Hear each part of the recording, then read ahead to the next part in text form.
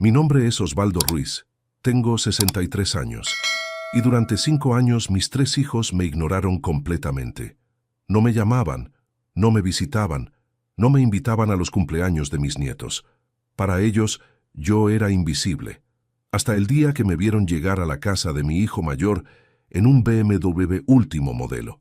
De repente, recordaron que tenían padre. De repente, mi teléfono no paraba de sonar. Pero lo que ellos no sabían es que yo había estado esperando exactamente ese momento para enseñarles la lección más importante de sus vidas. Imagínate la escena. Después de 5 años sin una llamada, sin una visita, sin ni siquiera un mensaje de cumpleaños, aparezco en la puerta de la casa de Gastón, mi hijo mayor, bajándome de un auto de $150,000. La cara de sorpresa que puso no tenía precio. Sus ojos se abrieron como platos cuando vio el vehículo, y más cuando vio que era yo quien se bajaba del asiento del conductor. «Papá», me dice con una sonrisa que hacía años no me dedicaba, «qué sorpresa verte. ¿Qué auto tan lindo tenés? ¿Es nuevo?» Hablaba como si nos hubiéramos visto la semana anterior, como si los 5 años de silencio nunca hubieran existido. Pero lo que Gastón, Nicolás y Florencia no sabían es que durante esos 5 años de abandono, yo había estado construyendo algo que cambiaría mi vida para siempre. Y cuando descubrieron lo que realmente había logrado, se dieron cuenta de que habían cometido el error más costoso de sus vidas. Seguí esta historia hasta el final, y contame desde qué ciudad me estás escuchando, porque lo que te voy a contar va a cambiar tu forma de ver las relaciones familiares para siempre. Para que entiendas por qué el abandono de mis hijos me dolió tanto, tengo que contarte cómo fue criarlos, después de que su madre Graciela murió cuando ellos eran adolescentes. Cómo trabajé como un animal para darles todo lo que necesitaban. Cómo sacrifiqué mi propia felicidad para asegurarme de que ellos tuvieran las mejores oportunidades.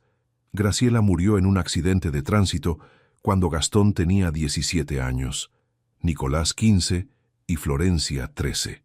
Un borracho se les cruzó en la autopista cuando ella volvía de hacer las compras para la cena. Murió instantáneamente.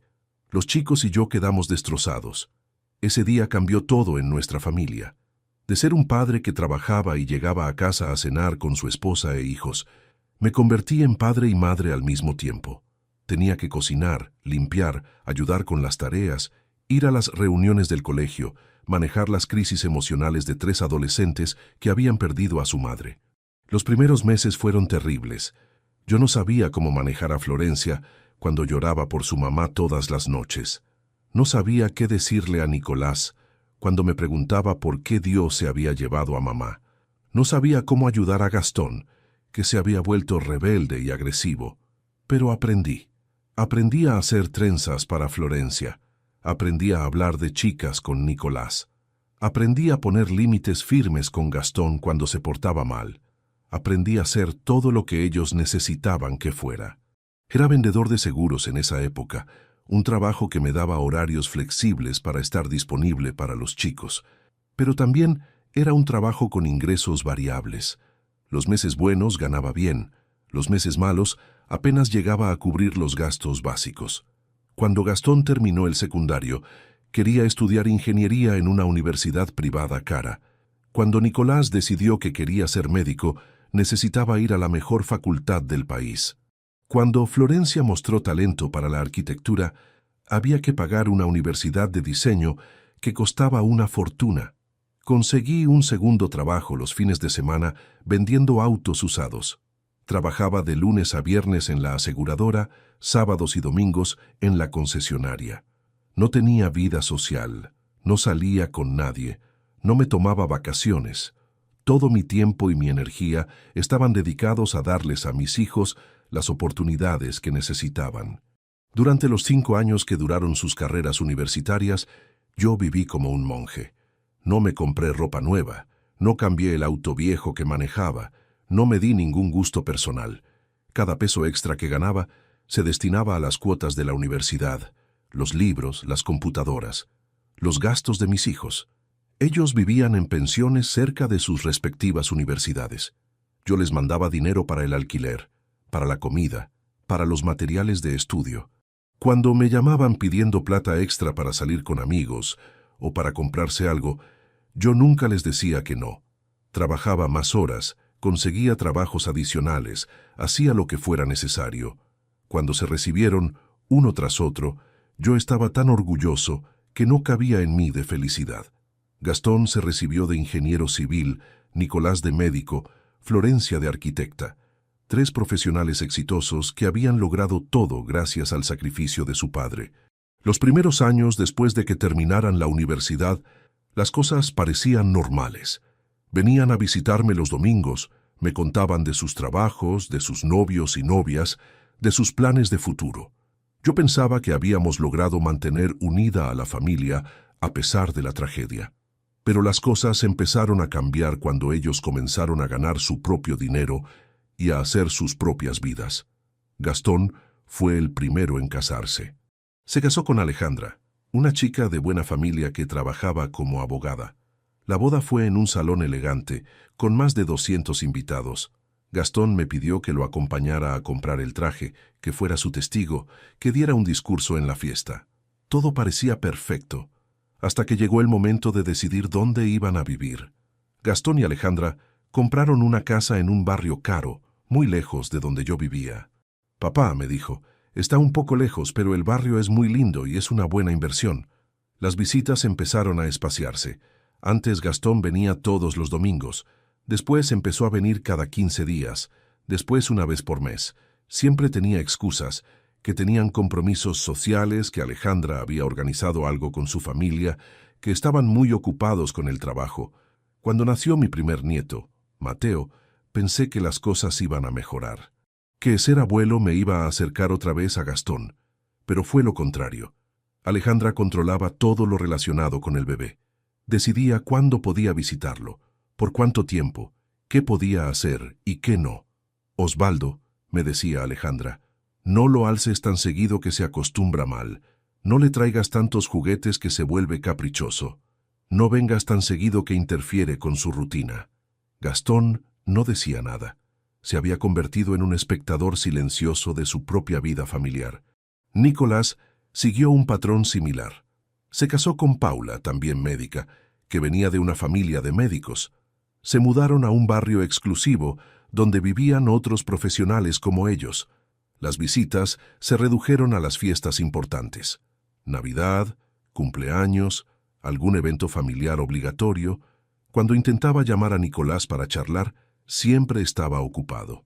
«Papá, estoy en el hospital», me decía. «Papá, tengo guardia esta noche». «Papá, Paula y yo tenemos una cena importante». Siempre había algo más urgente que hablar con su padre. Florencia fue la última en alejarse, pero cuando lo hizo, fue la más cruel. Se juntó con un arquitecto exitoso llamado Rodrigo, que tenía un estudio de diseño muy reconocido. Cuando empezaron a frecuentar círculos sociales de alto nivel, yo dejé de encajar en su vida. Un día, Florencia me llamó para decirme que iba a hacer una fiesta en su departamento nuevo. «Papá», me dijo, «es una reunión de trabajo, pero también social. Va a venir gente importante del ambiente del diseño. Capaz para vos va a ser aburrido. Gente importante del ambiente del diseño. Para mi propia hija, yo ya no era suficientemente importante como para estar en su fiesta». Gradualmente, las llamadas se hicieron menos frecuentes. Las visitas prácticamente desaparecieron. Los cumpleaños de mis nietos pasaban sin que me invitaran. Las fiestas navideñas se celebraban sin mí. Durante 5 años, mis 3 hijos me trataron como si fuera un extraño. Como si los 30 años que había dedicado a criarlos no hubieran existido. Como si el sacrificio que había hecho para pagarles la universidad fuera algo que me habían hecho favor en aceptar. Cuando cumplí 60 años, esperé todo el día que alguno de ellos me llamara. Compré una torta pequeña, preparé algo de comida, limpié la casa por si venían a visitarme. A las 10 de la noche nadie había aparecido, nadie había llamado, nadie se había acordado de que era mi cumpleaños. Esa noche, comiendo torta solo en mi cocina, tomé una decisión que cambiaría mi vida para siempre. Decidí que si mis hijos no me necesitaban, entonces yo tampoco los necesitaba a ellos. Y decidí dedicar mi tiempo y mi energía a algo que realmente me importara. Pero también decidí algo más, que cuando ellos se dieran cuenta de su error, yo estaría preparado para darles la lección que se merecían. Al día siguiente de mi cumpleaños olvidado, hice algo que no había hecho en décadas. Pensé en mí mismo. ¿Qué quería hacer con el resto de mi vida? ¿Qué me hacía feliz? ¿Qué había dejado de lado por dedicarme exclusivamente a mis hijos? La respuesta me sorprendió.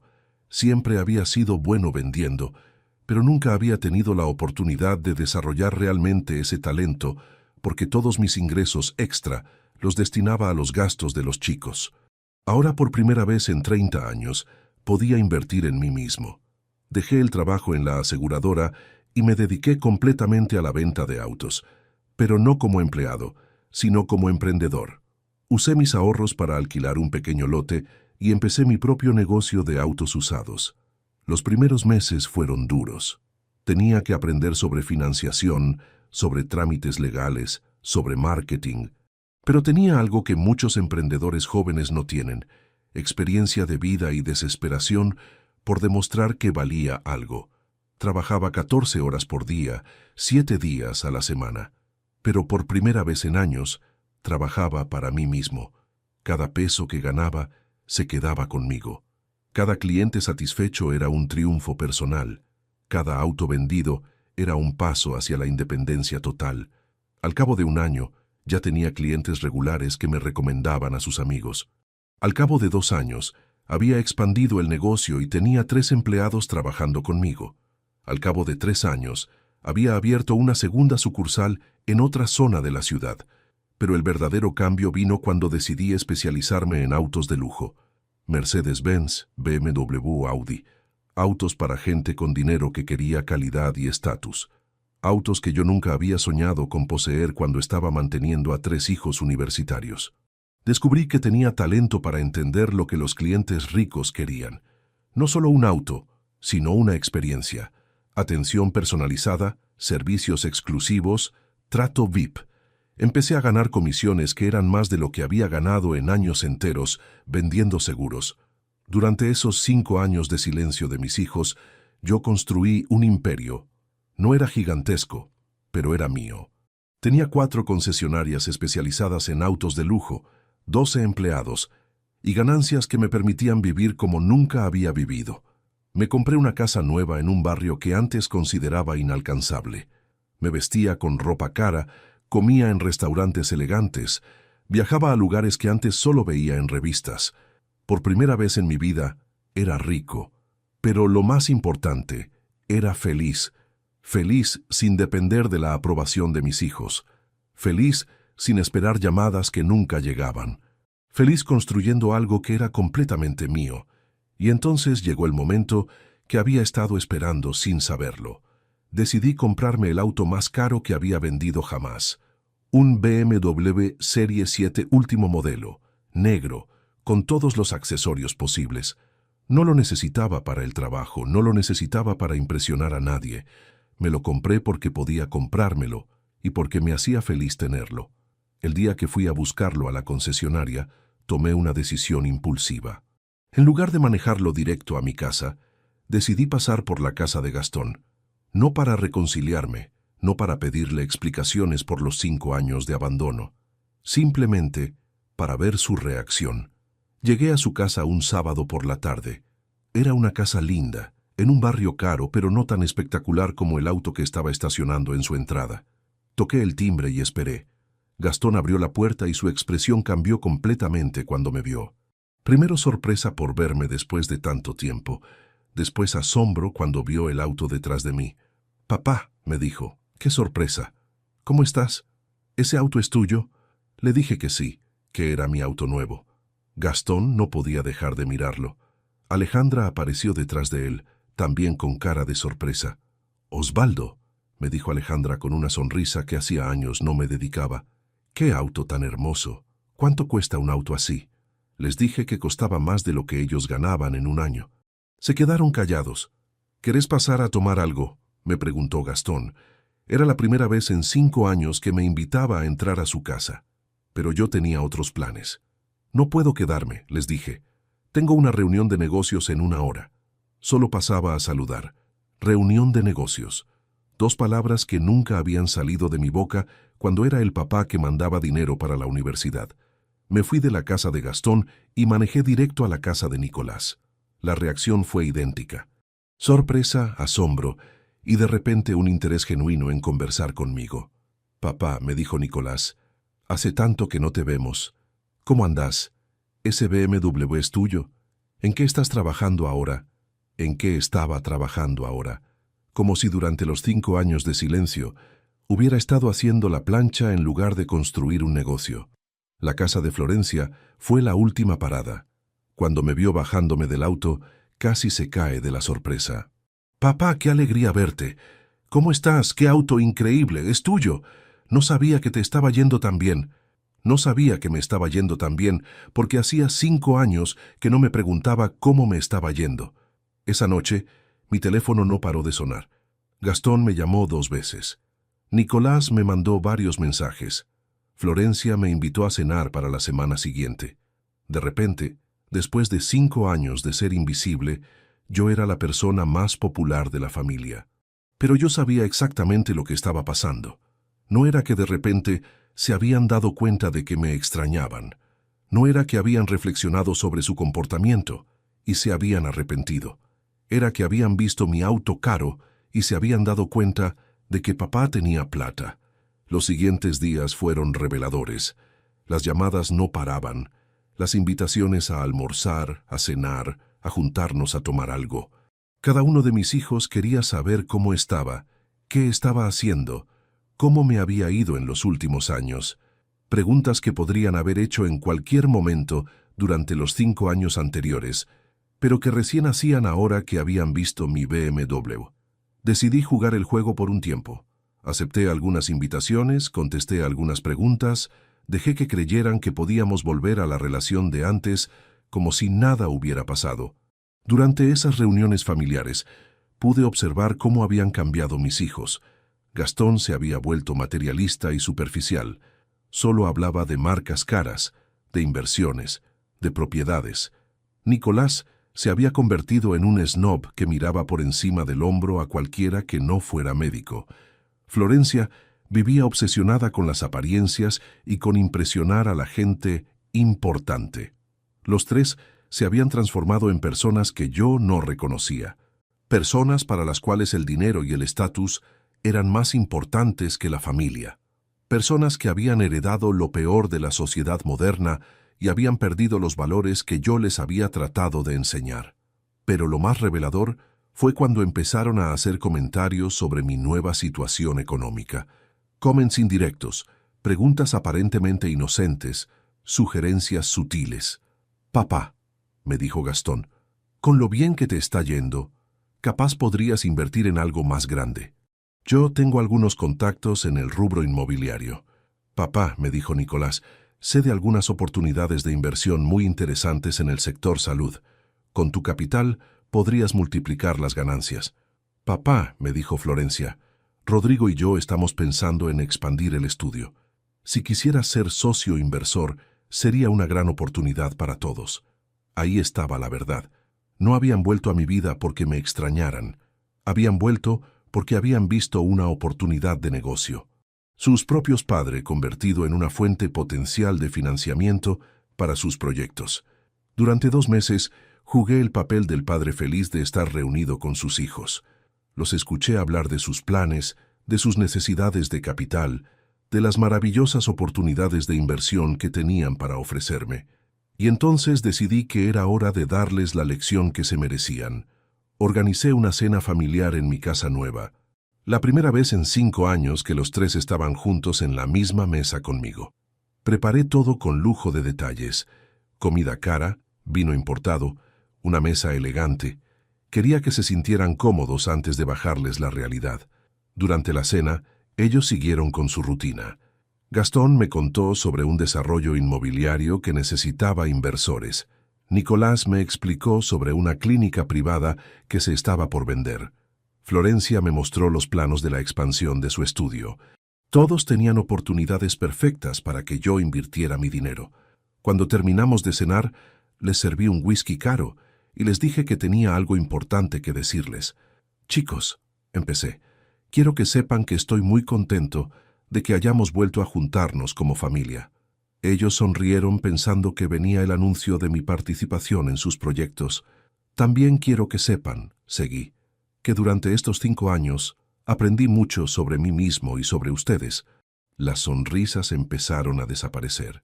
Aprendí que soy capaz de construir algo importante por mi cuenta. Aprendí que puedo ser exitoso sin depender de nadie. Y aprendí que ustedes son capaces de ignorar a su padre durante 5 años y después volver como si nada hubiera pasado. Silencio total. ¿Saben cuándo fue la última vez que me llamaron antes de ver mi auto? Les pregunté. Ninguno respondió. ¿Se acuerdan de mi cumpleaños número 60? ¿Se acuerdan de que ninguno de ustedes se acordó? Gastón trató de decir algo, pero lo corté. Durante 5 años, ustedes no necesitaron padre. Estaban demasiado ocupados con sus carreras exitosas, sus matrimonios perfectos, sus vidas de clase media alta. No tenían tiempo para el viejo que había sacrificado todo para darles esas oportunidades. Florencia empezó a llorar, pero yo seguí.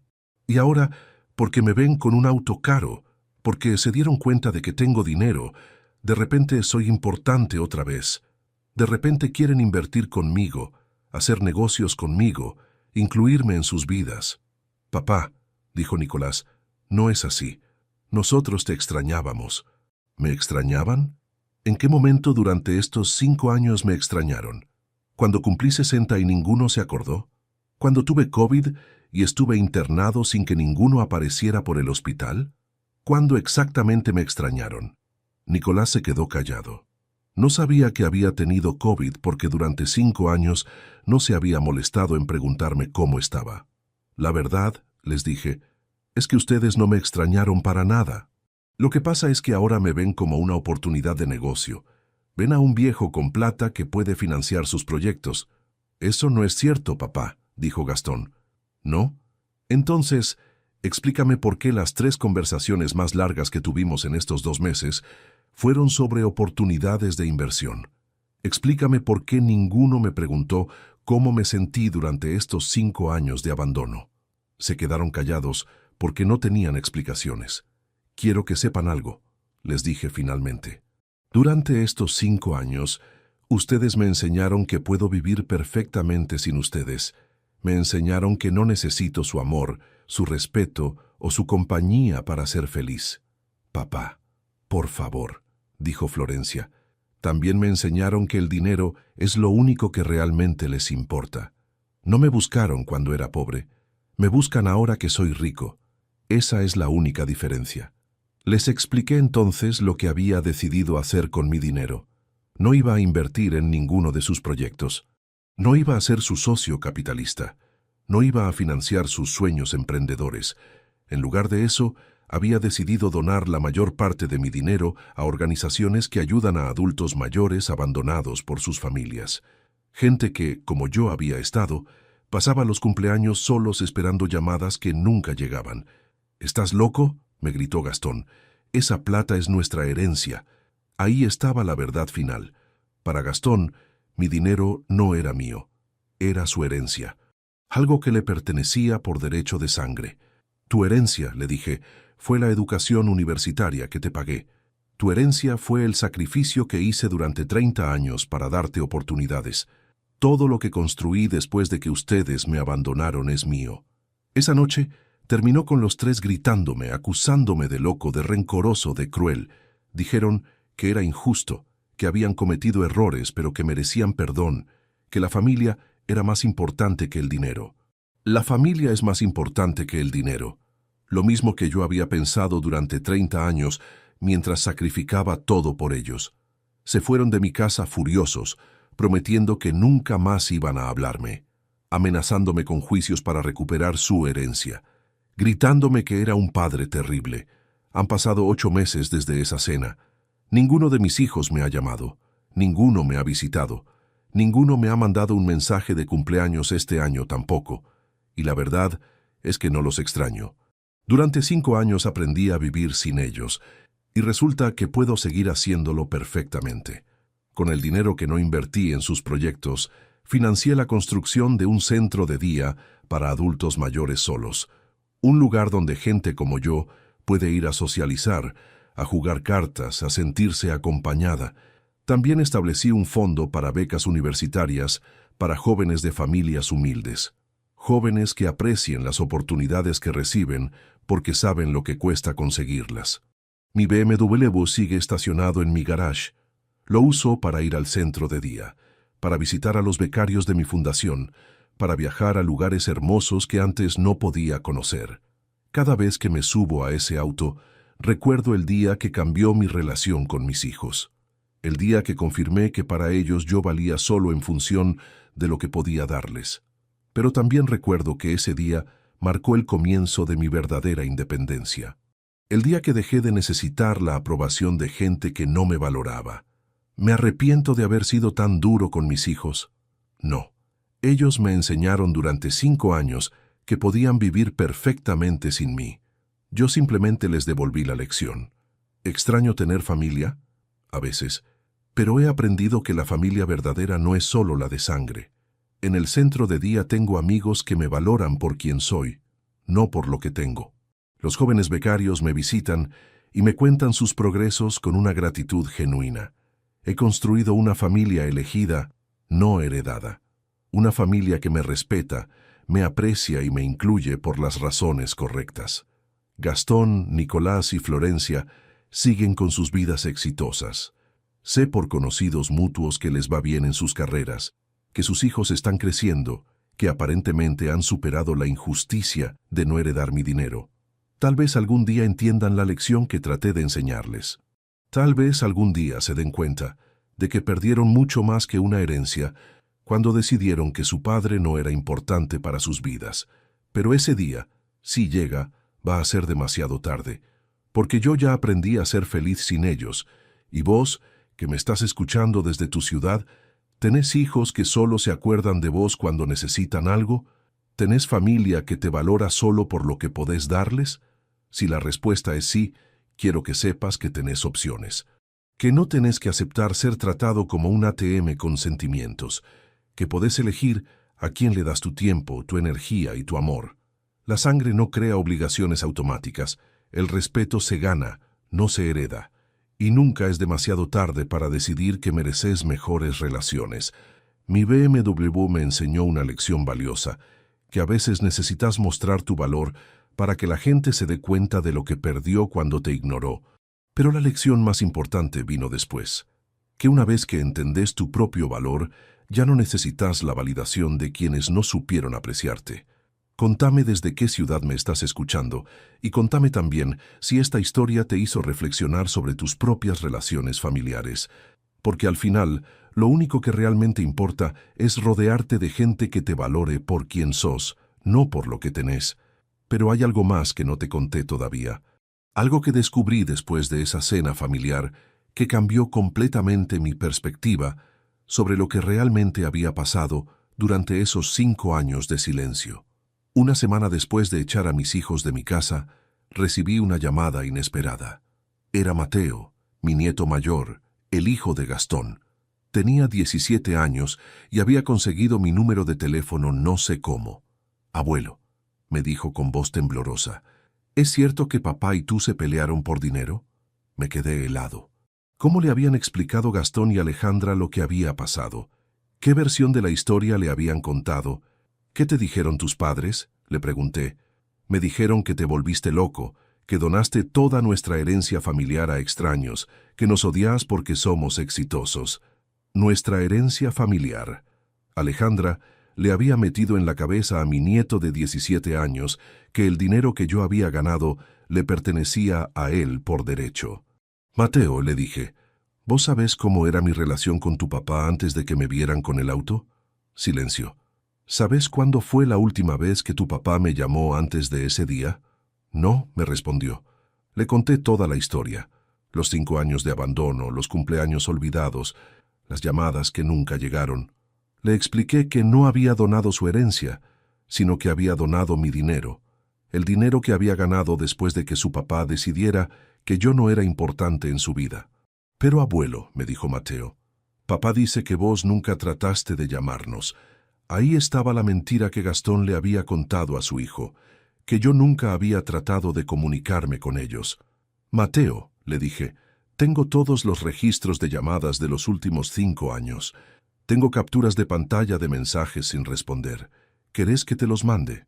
El chico se quedó callado durante un largo rato. Abuelo, me dijo finalmente, yo no sabía nada de esto. Papá siempre decía que vos estabas ocupado con tu trabajo, que no tenías tiempo para nosotros.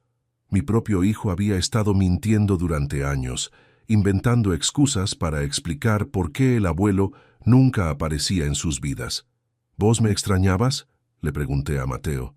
Todos los días, me respondió y se puso a llorar. Siempre pregunté por vos, pero mamá y papá decían que vos tenías tu propia vida.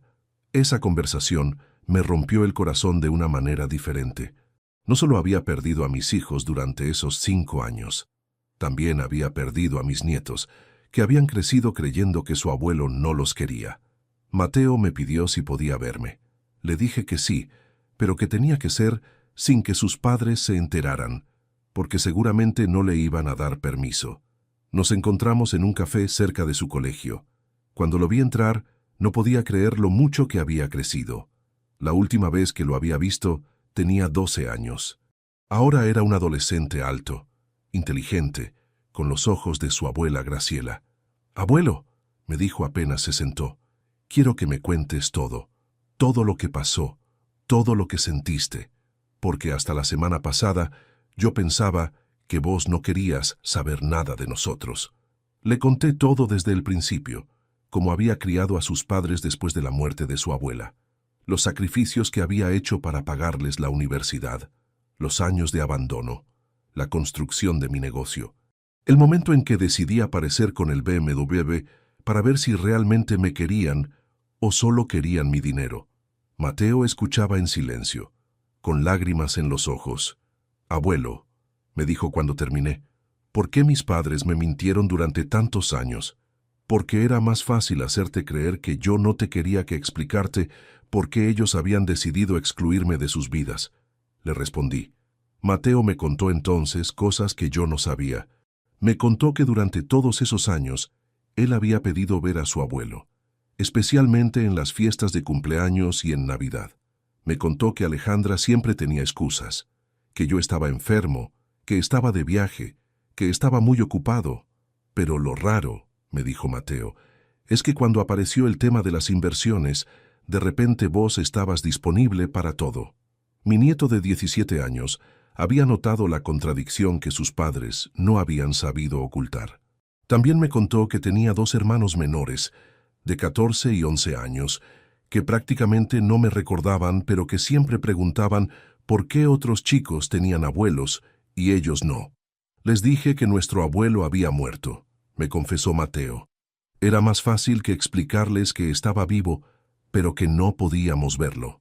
Mi propio nieto diciéndole a sus hermanos que yo estaba muerto para protegerlos de la verdad, de que sus padres me habían borrado de sus vidas. Esa tarde establecimos un plan. Mateo iba a venir a verme una vez por semana, los días que salía más tarde del colegio. Sus padres pensarían que estaba en actividades extracurriculares.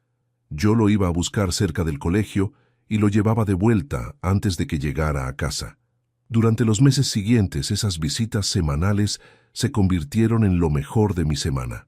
Mateo me contaba sobre el colegio, sobre sus amigos, sobre sus planes de estudiar ingeniería como su papá. Yo le contaba historias de cuando Gastón era chico, de su abuela Graciela, de la familia que él nunca había conocido realmente. Pero lo más importante, Mateo empezó a entender la diferencia entre la familia de sangre y la familia de corazón. Empezó a ver que el amor verdadero no incluye mentiras, manipulación o abandono. Un día me preguntó si podía traer a sus hermanos menores a una de nuestras reuniones. «Ellos merecen conocerte», me dijo. «Merecen tener un abuelo». Accedí, pero sabía que era arriesgado. Si Gastón y Alejandra se enteraban, probablemente harían todo lo posible para impedir que viera a mis nietos. El encuentro con Lucas y Sofía fue emocionante y desgarrador al mismo tiempo. Lucas, de 14 años, se parecía tanto a Nicolás cuando era chico que me dio escalofríos. Sofía, de 11, tenía la personalidad alegre de Florencia antes de que se volviera superficial y materialista. Los dos me miraban con curiosidad y un poco de desconfianza. Para ellos yo era un extraño que decía ser su abuelo. ¿Vos sos el abuelo que se murió?, me preguntó Sofía con esa honestidad brutal que tienen los chicos. No, mi amor, le respondí. Soy el abuelo que no se murió, pero que tampoco pudo verte crecer. Les expliqué la situación en palabras que pudieran entender, que a veces los papás y los abuelos se pelean por cosas de adultos, que no era culpa de ellos que no nos hubiéramos visto, que yo los había extrañado todos los días. Lucas me preguntó por qué papá siempre decía que yo no quería saber nada de ellos. Porque a veces la gente inventa historias para no tener que explicar las decisiones difíciles que toma, le respondí. Durante las siguientes semanas, empecé a ver a mis 3 nietos regularmente. Les compraba regalos que había querido darles durante años. Los llevaba a lugares divertidos. Les contaba historias de su papá cuando era chico. Pero sobre todo, les daba algo que sus padres nunca les habían dado: la versión completa de la historia familiar. Los chicos empezaron a hacer preguntas incómodas en casa. ¿Por qué el abuelo no había venido a mi cumpleaños de 13 si estaba vivo? ¿Por qué dijeron que estaba enfermo cuando en realidad estaba bien? ¿Por qué ahora no podemos verlo si antes podíamos? Gastón y Alejandra se dieron cuenta de que algo estaba pasando. Una tarde, Gastón me llamó furioso. ¿Estás viendo a mis hijos a mis espaldas?, me gritó por teléfono. Estoy viendo a mis nietos, le respondí tranquilamente. No tenés derecho. Soy su padre. Yo decido con quién se relacionan. ¿Cómo decidiste durante 5 años que no se relacionaran conmigo? Eso es diferente. ¿En qué es diferente, Gastón? Explícame la diferencia entre vos decidiendo que tus hijos no me vean y yo decidiendo que mis nietos me conozcan. No supo qué responder. Además, seguí, fueron ellos los que me buscaron. Mateo consiguió mi teléfono y me llamó. ¿Sabes lo que me dijo? Que creía que yo no los quería porque vos le mentiste durante años. Yo no le mentí a nadie. ¿No? Entonces explícame por qué Mateo pensaba que yo no tenía tiempo para ellos. Explícame por qué Lucas creía que yo había elegido no estar en sus vidas. Gastón se quedó callado. Tus hijos me buscaron porque necesitaban entender por qué su abuelo había desaparecido de sus vidas. Y cuando les expliqué la verdad, entendieron que no había sido decisión mía. Esa llamada terminó con Gastón amenazándome con acciones legales para impedirme ver a mis nietos. Le dije que podía intentarlo, pero que mis nietos ya eran lo suficientemente grandes como para entender qué había pasado realmente. La situación llegó a su punto crítico unas semanas después. Mateo le dijo a sus padres que quería pasar las vacaciones de invierno conmigo. Lucas pidió que yo fuera a su acto de graduación del colegio. Sofía preguntó por qué no podía invitarme a su cumpleaños. Gastón y Alejandra se vieron obligados a dar explicaciones que ya no podían sostener. ¿Cómo explicarle a un chico de 17 años que no puede ver a su abuelo sin admitir que ellos habían mentido durante años? La explosión final llegó cuando Mateo confrontó directamente a sus padres. ¿Por qué me dijeron que el abuelo no quería vernos cuando en realidad ustedes no lo llamaban nunca?, les preguntó durante una cena familiar. Gastón trató de mantener la mentira. Mateo, las cosas entre adultos son complicadas. No son complicadas, respondió Mateo. Ustedes decidieron que el abuelo no era importante y después inventaron excusas para que nosotros no preguntáramos por él. Alejandra perdió la paciencia. Tu abuelo es un hombre rencoroso que prefiere dar su dinero a extraños antes que a su propia familia. ¿Su dinero?, preguntó Mateo. No era su dinero. ¿Por qué tendría que dárnoslo a nosotros? La pregunta de mi nieto de 17 años puso en evidencia toda la mentalidad errónea de sus padres. Ellos realmente creían que mi dinero les pertenecía. Porque somos su familia, respondió Gastón. ¿Familia?, preguntó Lucas, que había estado escuchando la conversación. ¿Como cuando no lo invitamos a mi cumpleaños de 12? ¿O como cuando mamá dijo que estaba muy ocupado para venir a la graduación de Sofía? Mis nietos habían conectado los puntos. Habían entendido que sus padres habían usado la palabra familia de manera selectiva, aplicándola solo cuando les convenía. Esa noche Mateo me llamó para contarme todo lo que había pasado. Abuelo, me dijo, ahora entiendo por qué decidiste irte. No era solo por el dinero. Era porque ellos no te trataban como familia verdadera. Exactamente.